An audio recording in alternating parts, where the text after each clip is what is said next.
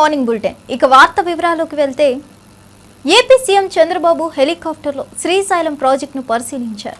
నది ప్రవాహాలు, ప్రాజెక్టు జల నిక్షేపాలు, పరివాహక ప్రాంతాల్లో వరద పరిస్థితులను సమీక్షించారు. శ్రీశైలంలో జలాధారాల నింపుతో గేట్లు తెరుచుకున్న నేపథ్యంలో అధికారులతో కలిసి సమీక్ష నిర్వహించారు. శ్రీశైలం జలాలు సాగు, తాగునీటి అవసరాలకు వినియోగించుకునే విధంగా ముందస్తు ప్రణాళికలు రూపొందించాలని సూచించారు. నది పరివాహక ప్రాంతాల్లో నివసించే ప్రజలకు అప్రమత్తంగా ఉండాలని, అవసరమైతే సహాయక చర్యలు వేగవంతం చేయాలని అధికారులను ఆదేశించారు. కృష్ణమ్మ జలహారతి అనంతరం ఏరియల్ సర్వే చేసిన చంద్రబాబు రాష్ట్రానికి కరువు లేని భవిష్యత్తు కోసం జల వనరుల సమర్థ వినియోగం కీలకమని తెలిపారు. ఈ సందర్భంగా అధికారులు ప్రాజెక్టు వివరాలను సీఎం దృష్టికి తీసుకెళ్లారు.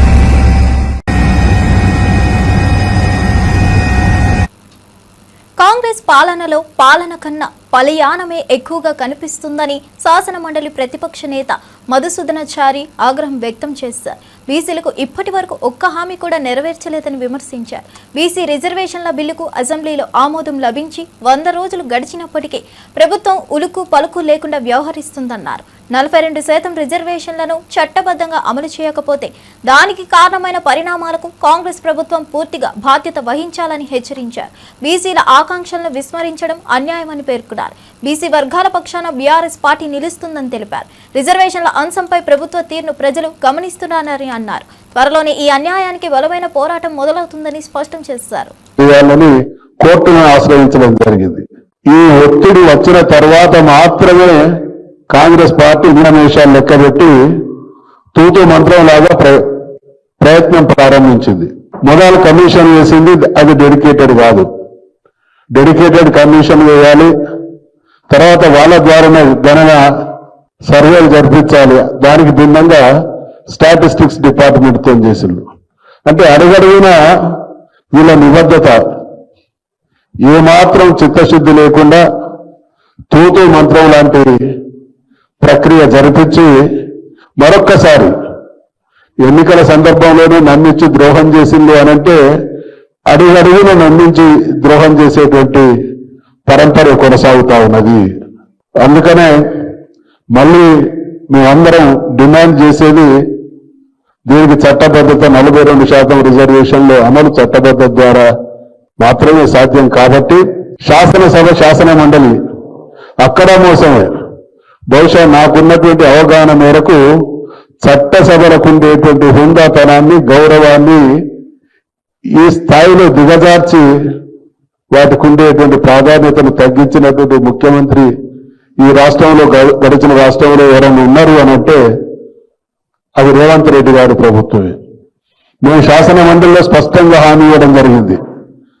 తమిళనాడు వాళ్ళు ఆచరించినటువంటి విధానం తీర్మానం చేయడంతో పాటు దేశవ్యాప్తంగా బీజేపీ ఎమ్మెల్యే రాజా సింగ్ కొత్త రాష్ట్ర అధ్యక్షుడు రామచంద్రరావుకు సవాల్ విసిరారు. తాను డమ్మీ కాదు డాడీని అని చెప్పిన రామచంద్రరావు ఆ మాటను నిలబెట్టుకోవాలని సూచించారు. అందుకు ఫాతిమా కాలేజ్ వ్యవహారాన్ని పట్టుకొని హైకోర్టులో పిటిషన్ వేసి లీగల్ టీంను ఏర్పాటు చేసి కాలేజ్ కూల్చేందుకు ముందుండాలని కోరారు. మత వ్యతిరేకతకు కేంద్రంగా మారిన ఆ కాలేజీపై చట్టపరమైన చర్యలు తీసుకోవాలన్నది హిందుత్వ వాదుల ఆశయమని రాజా సింగ్ అన్నారు. పార్టీ అధ్యక్షుడిగా రామచంద్రరావు చేతిలో ఈ పోరాటం భద్రంగా ఉంటుందన్న నమ్మకాన్ని ప్రజల్లో కలిగించాలన్నారు. హైకోర్టులో పిటిషన్ వేయడం ద్వారా బీజేపీ తమ హిందూ అజెండాకు కట్టుబడి ఉందని నిరూపించాలన్నారు. ఈ సవాల్తో తెలంగాణ రాజకీయాల్లో కొత్త ఉత్కంఠ మొదలైంది.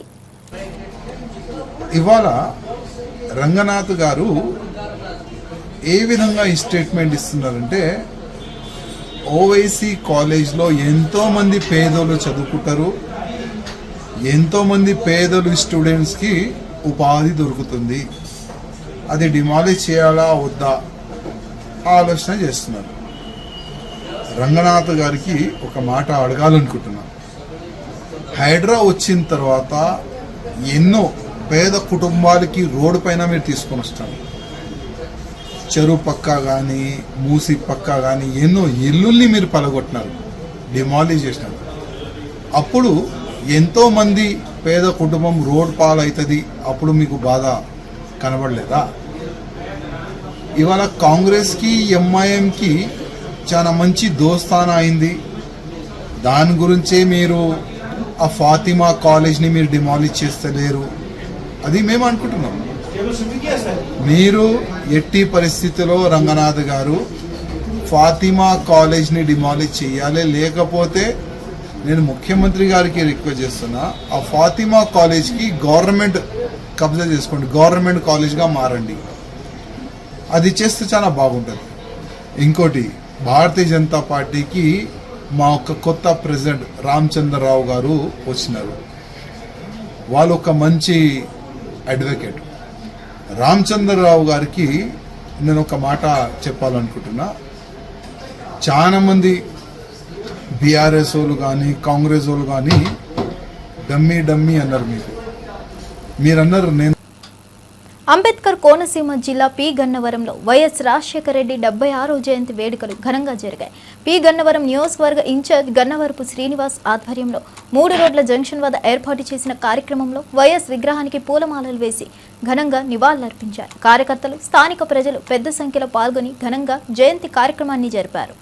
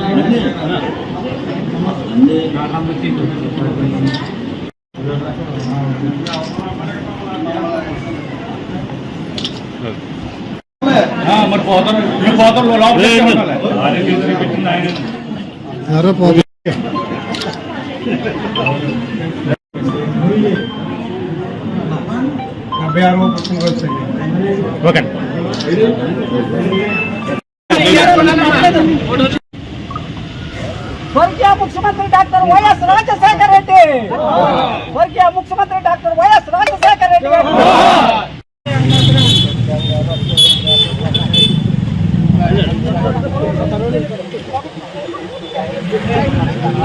జారిపోతుంది.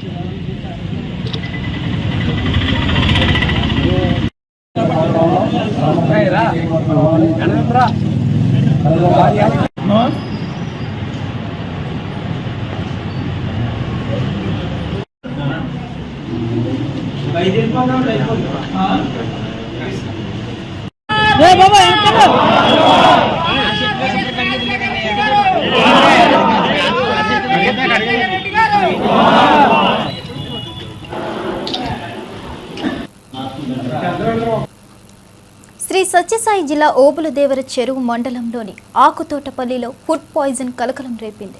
గ్రామంలో ఆహారం తినిన తర్వాత 15 మంది అస్వస్థకు గురయ్యారు. వీరిలో 8 మందిని వెంటనే స్థానిక ఆసుపత్రికి తరలించి చికిత్స అందిస్తున్నారు. మిగతా వ్యక్తుల ఆరోగ్య పరిస్థితిని అధికారులు ఎప్పటికప్పుడు పర్యవేక్షిస్తున్నారు. స్థానికంగా ఏవైనా పండుగ కార్యక్రమంలో లేదా ఉత్సవాల్లో తీసుకున్న ఆహారమే కారణమా అనే కోణంలో ఆరోగ్య శాఖ దర్యాప్తు చేపట్టింది. పౌర సరఫరాల శాఖ, వైద్య ఆరోగ్య శాఖ అధికారులు గ్రామానికి చేరుకొని మునిగిన ఆహార నమూనాలను పరీక్షించేందుకు పంపారు. గ్రామస్తులలో ఆందోళన నెలకొంది.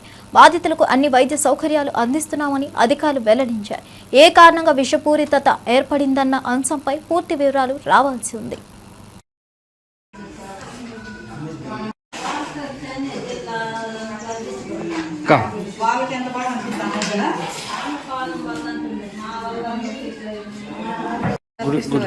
బాలకృష్ణ ఎప్పుడమ్మా రాత్రి సార్ అంటే ఏకాదశి అని ఏం తిన్నారా? పాయసం తిన్నాను సార్. పాయసం రాత్రి తినడం ఏం కాలే? పొద్దున పగులు తిన్న రోజులకి ఏం కాలే సార్. పగులు తిన్న రోజులకి ఏం కాలే. సాయంకాలం 9 గంటల భజన పెట్టి అప్పుడు తిన్న రోజులు మాత్రమే సార్. పాయసం మాత్రం తిన్నాను. పాయసం మాత్రమే. నీ పేరు ఏం పేరమ్మా? లక్ష్మీ ఒడిసి మండలంలోని ఆకుతోటపల్లి గ్రామంలో నిన్న ఏకాదశి భజన కార్యక్రమంలో పాయసం తిని 8 మంది అక్యూట్ 8 మంది మన ఆసుపత్రికి వచ్చి అడ్మిట్ అయ్యారు. ఇప్పుడు మన మెడికల్ టీము ఆకుతోటపల్లికి పోయి హౌస్ టు హౌస్ సర్వే చేసి మరి ఎవరన్నా ఇలాంటి రోగులు ఉంటే ఇలాంటి సమస్యల్లో బాధపడే వాళ్ళని ఆసుపత్రికి తీసుకొని రావాలని మేము ఒక టీంను పంపించాము. ఇప్పుడు ఎంతమంది హాస్పిటల్? ఇప్పుడు 8 మంది కంట్రోల్ ఉన్నారు సార్. అంతా స్టేబుల్గా ఇప్పుడు వచ్చిన 8 మంది స్టేబుల్గా బీపీ అన్ని కంట్రోల్లో ఉన్నాయి, షుగర్ కంట్రోల్లో ఉంది. వాళ్ళందరికీ ఇప్పుడు డయేరియా అంతా నివారణలో ఉంది.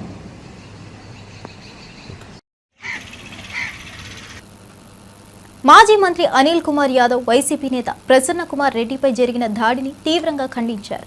రేపు ప్రసన్న కుమార్ ఏం మాట్లాడతాడో, ఆయన వెలికి తీయబోయే గుట్టు ఏమిటో అన్న భయంతోని ఈ దాడిని ప్రణాళికబద్ధంగా జరిపించారని ఆరోపించారు. జిల్లాలో కొందరు తమను కెల్లా పెద్ద డాన్ లాగా ప్రాజెక్ట్ చేసుకోవాలనుకుంటున్నారని, వారి జోలికి వస్తే చంపేస్తారనే భయాన్ని ప్రజల్లో నాటాలని చూస్తున్నారని విమర్శించారు. ఈడీ కేసులు వేసినా తాను ఏమాత్రం వెనక్కి తగ్గనని స్పష్టం చేశారు. ప్రజాస్వామ్యంలో భయపడేది లేదని, సత్యం పక్షాన నిలబడేందుకు తాను సిద్ధంగా ఉన్నానని తెలిపారు. ప్రజల నమ్మకాన్ని గెలుచుకున్న వారిని ఇలాంటివి భయపెట్టలేవన్నారు. ఇది పూర్తిగా రాజకీయ దురుద్దేశంతో జరిగిన కుట్ర అని పేర్కొన్నారు. అదుపు చేయలేక ఆమె కన్నా ఎక్కువ అభిమానులు చాలా మంది ఉన్నారు అందరికీ కూడా.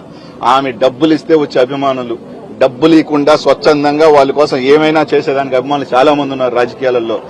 రాజనాల సినిమాలు, రావు గోపాల్ సినిమాలు అంతా అయిపోయిన తర్వాత రావు గోపాలరావు వస్తాడన్నమాట, మేము కూడా ఖండిస్తున్నాము అని చెప్పి. నాగభూషణం కదలేడు, చెప్పొద్దని చెప్పు. పాతకాలం కొత్తగా రాజకీయాల్లోకి వచ్చేసింది కాబట్టి పొద్దున్నే లేచి నేను కూడా ఖండిస్తున్నా, నేను కరెక్ట్ కాదు. ఇది ప్రజలకు తెలుసు, అందరికీ తెలుసు ఎవరు దీని వెనకాల ప్రోద్బలం ఉందో, ఎవరు నడిపించారో, ఎవరిని పంపించారన్న సంగతి అందరికీ తెలుసు. ఆ వీడియో చూసిన తర్వాత ఎవరంత అభిమానులు, ఎవరి మీద ఎవరికి ఎంత ప్రేమ ఉందో ఆ జనాలను తెలిసిపోతుంది. ఎన్ని ఎందుకు ఖచ్చితంగా నువ్వు ప్రసన్న కుమార్ రెడ్డిని మర్డర్ చేయాలని చెప్పి ఒక ఆలోచనతో పంపించావు. ప్రసన్న కుమార్ రెడ్డి గారిని హతమంది చేయాలని చెప్పి ఇంకా ఏమేమి బయటకు వస్తాయో భయంతో ఏమన్నా చేసిందో మాకు తెలియదు. ప్రసన్న కుమార్ రెడ్డి గారు రేపు ఇంకేం మాట్లాడతారేమో, మా గుట్టి ఇంకేం బయటకు వస్తుందేమో భయం చేతో చేశారా, లేకపోతే ఇంకో ఏం కారణాలు చేశారో మాకైతే తెలియదు. ఎందుకంటే మేము అనకూడదు కాబట్టి ఏమన్నా ప్రసన్న కుమార్ రెడ్డిని హతమార్చాలా, ఒక భయాన్ని తీసుకురావాలి ఈ జిల్లాలో. ఇప్పటికే ఈ జిల్లాలో మేమే డబ్బున్న వాళ్ళు అని ఒక ఫీలింగ్ ఉంది. అలాగే డాన్లు కూడా మేమే, మా జోలికి వస్తే మేము చంపుతాం అని ఏమన్నా ఫీలింగ్ క్రియేట్ చేయాలని ఏమన్నా కోరిక ఉందో మాకైతే తెలియదు. ఏమన్నా అంటే అనిల్ గడిని జైలుకి వెళ్తున్నారు, రైట్. నన్ను నిజంగానే ఈ రోజు దాకా క్వార్టర్స్ ఎంక్వైరీ చేయమనండి, బంగారంగా నేను ఒప్పుకుంటాను. నాతో పాటు నాకన్నా ముందు ఆయన మొగుడు పోతాడు జైలుకి, మొగుడు పోతాడు. కామారెడ్డి డిక్లరేషన్ పేరిట మాయ మాటలు చెప్పి అధికారంలోకి వచ్చిన కాంగ్రెస్ ప్రభుత్వం ఇప్పుడు మరోసారి బీసీలకు మోసం చేసేందుకు సిద్ధమవుతున్నట్లు ఎంపీ వద్దిరాజు రవిచంద్ర ఆరోపించారు. జీవోలు జారీ చేసి కాలయాపన చేయడం కాదు, బీసీలకు న్యాయం చేయాలంటే పార్లమెంట్లో బిల్లు పెట్టాల్సిందేనని స్పష్టం చేశారు. బీసీలకు రాజకీయ ప్రాతినిధ్యం పెంచాలని చెప్పిన కాంగ్రెస్ పార్టీ ఆ దిశగా ఏ చర్యలు తీసుకోలేదని విమర్శించారు.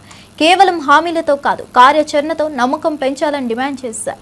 బీసీ సమాజం మళ్లీ మోసపోవద్దని, పోరాటానికి సిద్ధం కావాలని పిలుపునిచ్చారు. కాంగ్రెస్ మేనిఫెస్టోలో ఇచ్చిన హామీలను తక్షణమే అమలు చేయాలని డిమాండ్ చేశారు. బిల్లు వచ్చే వరకు బీసీల కోసం సాగే ఉద్యమాన్ని కొనసాగిస్తామన్నారు.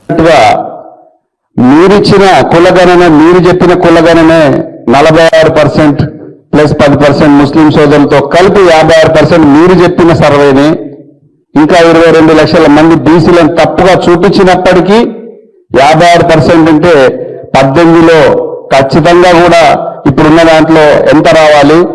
18లో అయితే దాదాపు 11 మంది మంత్రులు ఉండాలి, 11 మంది మంత్రులు ఉండాలి. ఇప్పుడున్న దాంట్లో మీ లెక్క ప్రకారం చేస్తే కూడా 7 దాటాలి. మంత్రి పదవులు మీ చేతిలో ఉన్న మంత్రి పదవులు ఇవ్వడం చేత కాదు. కార్పొరేషన్లు కూడా 36 నుంచి 40 దాకా ఇచ్చారు. దాంట్లో ఎంతమందికి ఇచ్చారు బీసీ సోదరులకు? అది చేత కాదు. ఏమీ చేయకుండా మేము చట్టబద్ధత కల్పిస్తున్నాం, స్థానిక ఎన్నికలకు రిజర్వేషన్లకు పోతున్నామంటే మా సోదరులు, బీసీ సోదరులు, మహిళా సోదరులు కూడా ఎవరు నమ్మరు. మాకు కేసీఆర్ గారు చెప్పారు 42% రిజర్వేషన్ బిల్లు పట్టుకొని వస్తే పార్లమెంట్ లో మనకున్న రాజ్యసభలో అందరం కూడా సపోర్ట్ చేద్దాం, అఖిలపక్షం కూడా చేయండి అని మాకు ఆదేశం ఇచ్చారు కేసీఆర్ గారు. ఖచ్చితంగా కూడా మేము ఈయన ఎప్పుడు తెస్తాడా అనేది చూస్తే ఇక్కడి నుంచి తెచ్చేయలేదు, వచ్చేయలేదు, డైవర్షన్ పాలిటిక్స్ తప్ప. పోయిన గత బడ్జెట్ లోనేమో 18 దాకా కార్పొరేషన్లు ప్రకటించారు. ఒక్కొక్క కార్పొరేషన్ బీసీ కులాలకు 50 కోట్ల చొప్పున ప్రకటించారు. కానీ ఒక్క రూపాయి కూడా బడ్జెట్ లో పెట్టారు తప్ప ఒక్క రూపాయి రిలీజ్ చేయలేదు, ఒక కార్పొరేషన్ వేయలేదు, చెప్పలేదు. ఏమైనా పేరుకు మాత్రమే ప్రకటించుకుంటూ పోవడం తప్ప చేసేదైతే ఇప్పటివరకు ఒక్కటి కూడా ఏం కనపడలేదు. మీరు మా అన్న చెప్పినట్టుగా తమిళనాడులో 69% చేస్తున్నారు బీసీలకు, ఇక్కడ చేయడానికి తప్పేముంది? దాదాపు 90% మందినట్టు శ్రీనివాస్ యాదవ్ గారు చెప్పారు. రియల్లీ అది ఎస్సీ, ఎస్టీ, ముస్లిం, మైనార్టీ అందరు సోదరులం అంతా కలిస్తే 90% ఉంటే, ఓసీలు 10% ఉంటే మా ఓట్లన్నీ తీసుకొని మీరు అధికారంలో కూర్చున్నారు. కానీ బీసీల గురించి ఎందుకు మాట్లాడట్లేదు? వాళ్ళకు న్యాయం చేయడం మేమెంతో మాకంతా న్యాయం చేయడానికి మీకేమి ఇబ్బంది వస్తుంది? ఒక మిత్రుల్ని అడిగితే బీసీలు మంత్రులు తక్కువగా ఉన్నారు, మీరు ఇవ్వండి అని అడిగితే ప్రజలకు ఇచ్చిన హామీలన్నీ అమలు చేస్తూ ఉన్నామని, ఇదే ప్రజా పాలనకు నిదర్శనమని మహబూబాబాద్ ఎంపీ పోరిక బలరాం నాయక్ అన్నారు. కాంగ్రెస్ ప్రభుత్వం అధికారంలోకి వచ్చిన వెంటనే రైతులకు రుణమాఫీ, గ్యాస్ సిలిండర్ ధర తగ్గింపు, మృతికా బిల్లులు రద్దు, గృహ నిర్మాణాలకు ఆమోదం వంటి హామీలను అమలు చేయడం జరుగుతుందన్నారు. ఇది మాట తప్పని పాలనకు ప్రతిబింబమన్నారు. బీసీలకు న్యాయం చేయడంలో ప్రభుత్వం గట్టి నిబద్ధతతో ఉందని స్పష్టం చేశారు. పునాది లేని విమర్శలు చేయడం కాకుండా ప్రజలకు చేసిన సేవల్ని గుర్తించి సహకరించాలని కోరారు. సమాజంలోని అన్ని వర్గాల అభివృద్ధి లక్ష్యంగా ప్రభుత్వం కృషి చేస్తుందని తెలిపారు. ప్రజలు ఇచ్చిన మద్దతును ప్రభుత్వం న్యాయంగా వినియోగిస్తుందన్నారు. ఇది ప్రజలకు పాలన అందిస్తున్న ప్రభుత్వ లక్ష్యమని అన్నారు. అన్ని బస్సులు ఫ్రీయా, బియ్యం ఫ్రీయా, రైతు బంధు ఫ్రీయా, రైతు రుణమాఫీ ఫ్రీయా, డాక్రా గ్రూపులకు వడ్డీ లేని రుణం ఫ్రీయా, మన ఇవన్నీ కూడా ఇస్తుంటే కూడా ఇంకా ఇస్తూనే పోతూనే ఉన్నాం. కాబట్టి గౌరవనీయ ముఖ్యమంత్రి గారికి, అదేవిధంగా ఇంద్రమ్మ ఇళ్లు, ఇవన్నీ కూడా పెన్షను అన్ని కూడా గౌరవనీయ ముఖ్యమంత్రి గారు, అదేవిధంగా కేబినెట్ లో ఉన్న మంత్రులు, డిప్యూటీ సీఎం గారు, మా అన్న భట్టి విక్రమార్క గారు అందరూ కూడా ప్రజల గురించి కృషి చేస్తున్నారు. తప్పకుండా ప్రజల వైపు కృషి చేస్తూ మనం రాబోయే కాలంలో తప్పకుండా లోకల్ బాడీ మెజార్టీ, మన అధిక మెజార్టీతో ఇక్కడ అన్ని కూడా లోకల్లో గెలవవలసిన అవసరం ఉంది. సర్పంచులు, జడ్పీటీసీలు, ఎంపీటీసీలు ఇవన్నీ కూడా ఇంతకుముందు ఎస్ఆర్ఎస్పీ గురించి చెప్పారు. పూసపల్లి చెరువులో అప్పుడే నీళ్లు తీసుకొచ్చాం, దానికి పూర్తిగా ఎస్ఆర్ఎస్పీ కూడా తీసుకురావాలి. అదేవిధంగా మన ఇక్కడ కూడా ఇక్కడ బయారం చెరువు కూడా మనం కరకట్ట బయారం చెరువును కూడా నీళ్లు తీసుకోవాల్సిన అవసరం ఉంది. పాకాల నుంచి బయారం చెరువు కూడా ఇంపార్టెంట్ సార్. ఆ నీళ్లు వస్తున్నాయి కాబట్టి దాన్ని కూడా చేయించవలసిన అవసరం మా నరేంద్ర రెడ్డి గారి మీద, అదే డిప్యూటీ సీఎం గారి మీద బాధ్యత ఉండి, ఎమ్మెల్యే గారి మీద కూడా బాధ్యత ఉండి, కనకన్న గారికి కూడా మరి బాధ్యత ఉండి తీసుకురావాల్సిన అవసరం కూడా ఉంది. కాబట్టి ఇరిగేషన్ ముందు చూస్తూ పిల్లల ఎడ్యుకేషన్ ఇవన్నీ కూడా హాస్పిటల్స్ కూడా మెడికల్ కాలేజ్ ఇచ్చారు. వైఎస్ఆర్ జయంతి సందర్భంగా అమలాపురం వైఎస్ఆర్సీపీ ఇన్ఛార్జ్ డాక్టర్ పినిపి శ్రీకాంత్ ఘనంగా నివాళులర్పించారు. వైఎస్ఆర్ అంటే రాజకీయాల్లో ఒక సంచలనమని పేర్కొన్నారు. ఆయన పేరు వినగానే పేదల హృదయాలు పులకరిస్తాయని అన్నారు. సాధారణ ప్రజలతో కలిసి నడిచిన నేతగా వైఎస్ రాజశేఖర రెడ్డి చిరస్థాయిగా నిలిచిపోయారన్నారు. తెలుగు ప్రజలున్నంత వరకు ఆయన సేవలు మరువలేనివని కొనియాడారు. ప్రజల కోసం పాటుపడ్డ వైఎస్ పాలనకు ఆదర్శంగా నిలిచిందన్నారు. ఆరోగ్యశ్రీ పథకాల అమలు, రైతుల సంక్షేమం వంటి అంశాల్లో ఆయన చూపిన నిబద్ధతను గుర్తు చేశారు. నేటి తరానికి ఆయన జీవితం స్ఫూర్తిగా నిలుస్తుందన్నారు. ఆయన ఆశయాలు నెరవేర్చే దిశగా వైఎస్ఆర్సీపీ కట్టుబడి ఉందని తెలిపారు. జనహితే లక్ష్యంగా వైఎస్ మార్గంలో నడుస్తామని చెప్పారు. జీవితంలో అని చాగంటి గారు చెప్పారు. అలాగే డాక్టర్ వైఎస్ రాజశేఖర రెడ్డి గారు పరిపాలన మనము గుర్తు తెచ్చుకుంటే డాక్టర్ వైఎస్ రాజశేఖర రెడ్డి గారి ముఖ్యమంత్రి అవ్వే ముందు పరిపాలన, డాక్టర్ వైఎస్ రాజశేఖర రెడ్డి గారి తర్వాత పరిపాలన అంత తేడా మనందరం కూడా గమనించుకోవచ్చు. డాక్టర్ వైఎస్ రాజశేఖర రెడ్డి గారు అంటే మనకి గుర్తొచ్చేది 108 ambulance. Doctor YS Rajasekhara Reddy గారు అంటే మనకు గుర్తొచ్చేది ఆరోగ్యశ్రీ. డాక్టర్ వైఎస్ రాజశేఖర రెడ్డి గారు అంటే మనకి గుర్తొచ్చేది fee reimbursement. Doctor YS Rajasekhara Reddy గారు అంటే మనకు గుర్తొచ్చేది అన్నదాతకు ఉచిత current. Doctor YS Rajasekhara Reddy గారు అంటే మనకి గుర్తొచ్చేది medical colleges. Doctor YS Rajasekhara Reddy గారు అంటే మనకి గుర్తొచ్చేది అభివృద్ధి. ఇలా చెప్పుకుంటూ పోతే ఎన్నో ఉన్నాయి. So doctor YS Rajasekhara Reddy గారు ఎలాంటి వ్యక్తి అంటే అపోజిషన్ లీడర్స్ అయినా ఎలాంటి వాళ్ళైనా కూడా ఆయనకి చేతులెత్తి మొక్కే ఒక గొప్ప నాయకుడు డాక్టర్ వైఎస్ రాజశేఖర రెడ్డి గారు. ఆయన గురించి ఒక చిన్న ఉదాహరణ చెప్పాలి. ఈ సమయంలో నేను ఇంటర్మీడియట్ అయిపోయిన తర్వాత నేను మరి ఎంసెట్ ఎగ్జామ్ రాశాను. ఎంసెట్ ఎగ్జామ్ రాసి మరి నాకు అంత గొప్పగా ర్యాంక్ రానప్పటికీ కూడా మా నాన్నగారు అప్పుడే ఎమ్మెల్యే అయ్యారు. ఎమ్మెల్యే అయిన తర్వాత నాకు ఒక ఎంబీబీఎస్ సీట్ కోసం ఆయన వెతుకుతూ ఉన్న సమయంలో మరి ఆయన వెతికి మరి అన్ని కాలేజెస్లో సీట్లు అయిపోయాయి అని తెలిసిన తర్వాత ఆఖరి ప్రయత్నంగా డాక్టర్ తెలంగాణను ధనిక రాష్ట్రం నుంచి అప్పుల పాలు చేసిన వారిని ప్రజలు మర్చిపోలేరని, మళ్లీ ఆర్థిక స్థిరత్వం కోసం సంపద సృష్టించేందుకు ప్రభుత్వం ప్రయత్నిస్తుందని మంత్రి పొంగులేటి శ్రీనివాసరెడ్డి స్పష్టం చేశారు. రెవెన్యూ, గృహ నిర్మాణం, సమాచార శాఖల మంత్రిగా మాట్లాడుతూ గత ప్రభుత్వ నిర్లక్ష్యం, ఖర్చు పెత్తనం వల్ల రాష్ట్రాన్ని తీవ్ర ఆర్థిక సంక్షోభంలోకి నెట్టారని విమర్శించారు. ప్రస్తుతం సీఎం రేవంత్ రెడ్డి నాయకత్వంలో ప్రతి రూపాయిని సమర్థవంతంగా వినియోగించేందుకు చర్యలు తీసుకుంటున్నామన్నారు. పాత అప్పులను తీర్చడం, కొత్త పెట్టుబడులను ఆహ్వానించడం, ఉద్యోగ అవకాశాలను కల్పించడం లక్ష్యంగా పనిచేస్తున్నామని తెలిపారు. ప్రజలకు న్యాయమైన పాలన అందించేందుకు ప్రభుత్వం కట్టుబడి ఉందన్నారు. అభివృద్ధి, సంక్షేమం సమతుల్యంలో ముందుకెళ్తామని, ధనిక తెలంగాణను తిరిగి నిర్మిస్తామని హామీ ఇచ్చారు. రాష్ట్ర ఆర్థిక పరిస్థితిని చూసుకొని ముందు దాంట్లో పేదోడికి ఏది అవసరమో చూసి ఆ పేదోడికి అవసరమైన అనేక సంక్షేమ కార్యక్రమాలని గౌరవ ముఖ్యమంత్రి గారు, గౌరవ ఉప ముఖ్యమంత్రి గారు, కేబినెట్ మంత్రులు, సహచర ఎమ్మెల్యేలు మీ అందరి దీవెనలతో ఈ 18 నెలలు ఎలా పరిపాలన చేసిందో, పేదవాడి కష్టంలో ఎలా పాలు పంచుకుందో మీ అందరికీ తెలియంది కాదు. ఇచ్చిన మాటల్లో భాగంగా ఆడబిడ్డలకి 200 ఉచిత విద్యుత్ యూనిట్లు ఇచ్చిన ప్రభుత్వం మన ప్రభుత్వం. 500 రూపాయలకే గ్యాస్ మద్దతు ఇచ్చిన ప్రభుత్వం మన ప్రభుత్వం. ఆడబిడ్డలు ఆర్టీసీ బస్సులో ఎంత దూరము ప్రయాణం చేసినా ₹1 ఛార్జీ లేకుండా వసతి కల్పించిన ప్రభుత్వం మన ప్రభుత్వం. రైతన్నని రాజును చేస్తానని అన్న మాట ప్రకారం 10 సంవత్సరాలలో ఆ ప్రభుత్వం రైతు రుణమాఫీ 17,000 కోట్లు చేస్తే మన ఇందిరమ్మ ప్రభుత్వంలో 10 నెలల్లో 21,000 కోట్ల రుణమాఫీ చేసిన ప్రభుత్వం మన ప్రభుత్వం. ఒరేస్తే ఉరే అని చెప్పిన ఆ పెద్ద మనిషి మాటలకు భిన్నంగా రైతును రాజు చేసే దాంట్లో భాగంగా వరికి మద్దతు ధరతో పాటు సన్నొడ్లకి క్వింటాలకి 500 రూపాయలు బోనస్ ఇచ్చిన ప్రభుత్వం మన ప్రభుత్వం. అంతేకాదు 10 సంవత్సరాలలో పేదోడి చిరకాల కోరిక ఒక చిన్న ఇల్లు కట్టుకోవాలని, ఆ చిన్న ఇల్లు మాయమాటలు చెప్పాడే తప్ప.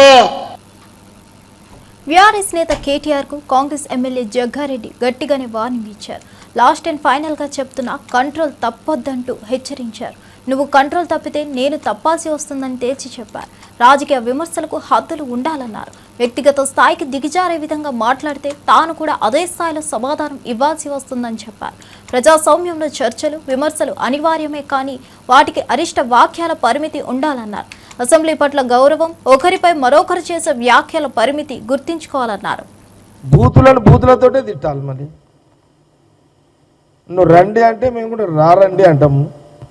నువ్వు రండి లేదు పిండిలే మేము నువ్వు అంటాము అంటాము. మేము పొలిటికల్ పార్టీ నాయన, మేమేమి ధర్మశాల పెట్టలేము ఇక్కడ ఉపన్యాసాలు ఈయనకే. మాది ఒక పొలిటికల్ పార్టీ. బాగున్నారా అని అంటే మేము కూడా బాగున్నామండి, మీరు కూడా బాగున్నారని అడుగుతాము. నువ్వు ఏం రా అంటే ఏం బే అంటాం మేము. తప్పదు. సీఎం రేవంత్ రెడ్డికైనా నాకైనా మా మంత్రులకైనా మా లీడర్లకు కాంగ్రెస్ తప్పదు. నువ్వు గాడిదలు అంటే పడతారా ఇవ్వండి.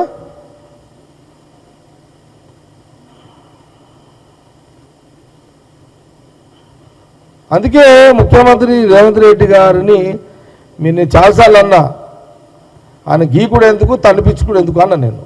గోకుడు ఎందుకు తనిపించుకున్నాడు ఎందుకు? మీరు అండి అని పిలువండి.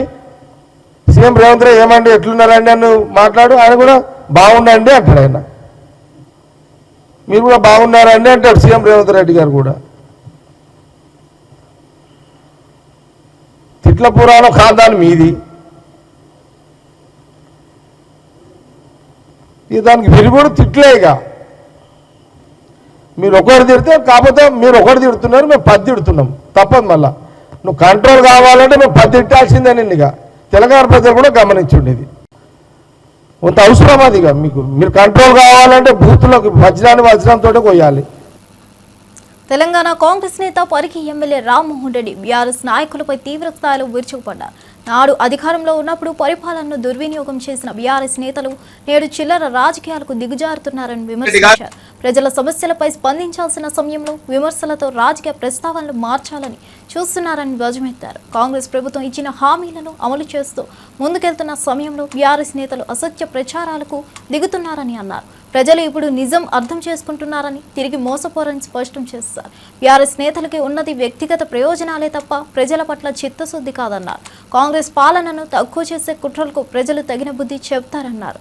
కేటీఆర్ నియోజకవర్గమైనటువంటి సిరిసిల్ల లోపల, అదే విధంగా కేసీఆర్ నియోజకవర్గమైనటువంటి గజ్వేల్ లోపల మీ ప్రభుత్వంలో, మీ బీఆర్ఎస్ ప్రభుత్వంలో మీరు 150-175 కోట్ల రూపాయలు రుణమాఫీ చేస్తే, మేము కాంగ్రెస్ ప్రభుత్వం వచ్చిన తర్వాత దగ్గర 315 కోట్ల రూపాయల వరకు మీ ప్రభుత్వం కంటే ఎక్కువ మీ నియోజకవర్గంలో కూడా చేసినామని శాసనసభలో వ్యవసాయ శాఖ ఇచ్చినటువంటి గణాంకాలు, గతంలో ఇచ్చిన గణాంకాలు, మీ ప్రభుత్వంలో మా ప్రభుత్వం వచ్చినటువంటి గణాంకాలు స్పష్టంగా నేను చదివి మీకు దమ్ముంటే మాట్లాడండి అని నేను హరీష్ రావును శాసనసభలో అడగడం జరిగింది.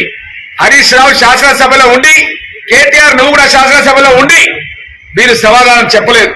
వారికి శాసనసభకు రాజీనామా చేస్తా అని చెప్పినా నేను నిజంగా దమ్ముంటే ఆ రోజు హరీష్ రావు లేచి నువ్వు చెప్పిన లెక్కలు తప్పు, వ్యవసాయ శాఖ లెక్కలు తప్పించింది, మేము మా నియోజకవర్గంలో మా ప్రభుత్వంలో తెలంగాణ రాష్ట్రంలో మీకంటే ఎక్కువ రుణమాఫీ చేసినామని చెప్పాల్సింది ఉండే.